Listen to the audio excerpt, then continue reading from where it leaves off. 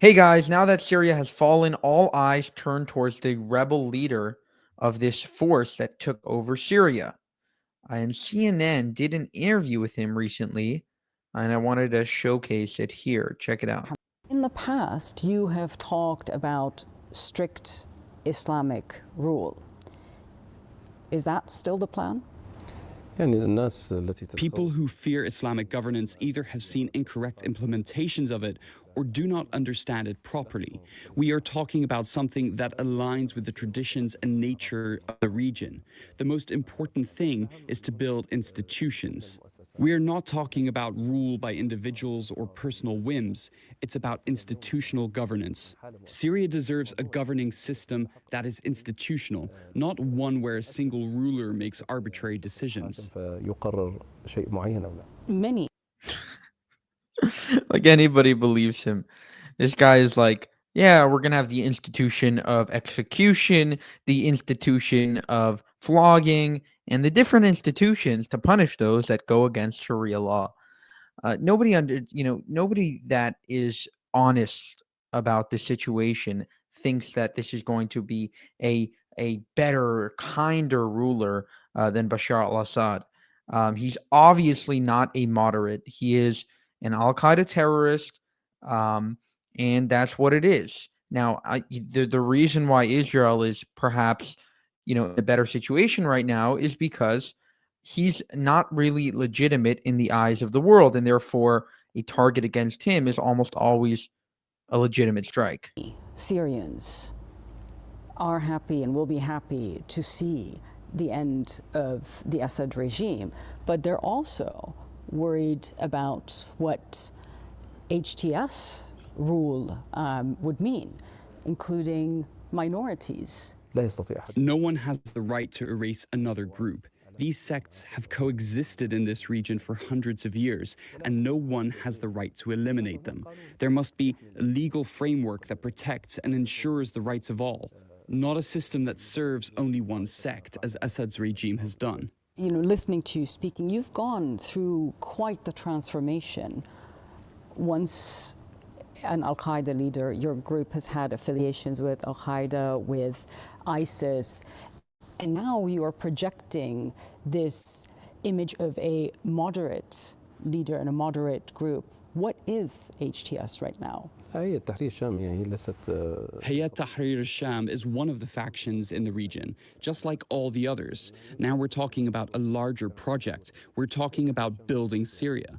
Hayat Tahrir al-Sham is merely one detail of this dialogue, and it may dissolve at any time. It's not an end in itself, but a means to perform a task confronting this regime. Once that task is complete, it will transition to a state of governance, institutions, and so on. I believe that everyone in life goes through phases and experiences, and these experiences naturally increase a person's awareness.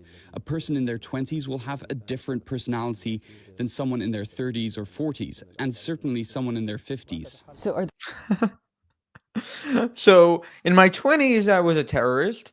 Then I decided terrorism is bad because beheading people isn't so civil. But so then I joined another terrorist group, but then they weren't for me. So now I'm on my own, and I like being the leader of a new terrorist group, and we were very successful. It's like that. That's not a real thing. People don't, have phases where they're terrorists. No, that's in their that's them. You don't go through a phase. Oh, once I beheaded people, now I don't. Like, no.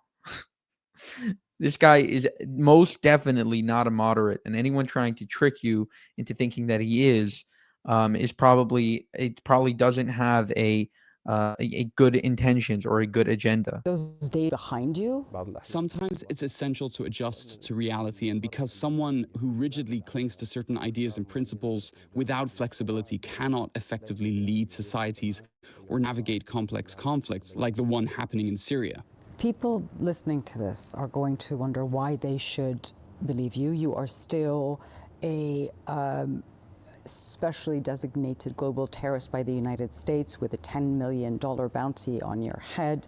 Your group is a prescribed terrorist organization by the United States, by the UN, by the EU. and others. I say to people, don't judge by words, but by actions.